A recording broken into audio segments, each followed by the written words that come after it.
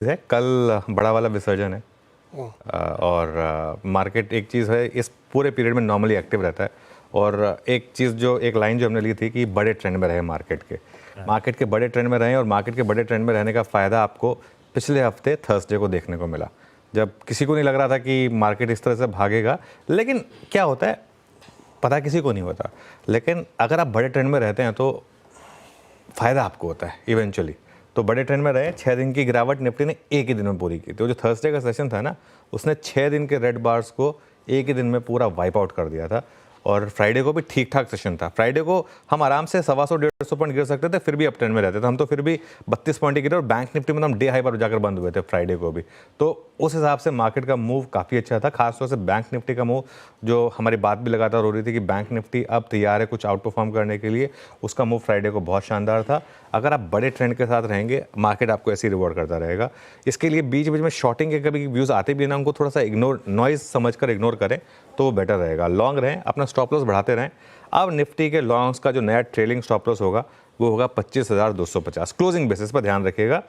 मेरा नज़रिया इस साल जो है, इस महीने 26,000 का है। और इस साल वो जो 27,272 का एक टारगेट लिया है मैंने कि 27,272 आपको इस साल देखने को मिलेगा।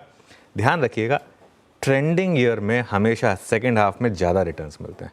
तो मार्केट में असली रिटर्न्स की शुरुआत तो वो जून के इलेक्शन के आउटकम के बाद से हुई थी। इस मार्केट में ना 2 फेजेस गिने जाएंगे, एक तो वो जून के इलेक्शन से पहले का और एक इलेक्शन के रिजल्ट के बाद का। और इलेक्शन के रिजल्ट के बाद से एक्चुअली आप एक चीज़ नोटिस करेंगे, मैं बाद में जब डेटा पॉइंट्स पर आऊँगा, म्यूचुअल फंड में इन्फ्लोज डबल हो गया है, एग्जैक्ट डबल। जो बहुत लोगों को लगा था कि मार्केट के लिए ख़राब आउटकम है, उसके बाद से उल्टा डबल हो गया है म्यूचुअल फंड्स में इन्फ्लोज। ऑब्वियसली वेंसडे रात को फेड का डिसीजन आएगा, तो थर्सडे को मार्केट में कुछ शायद हो सकता है प्रॉफिट बुकिंग हो, वो पॉसिबल है।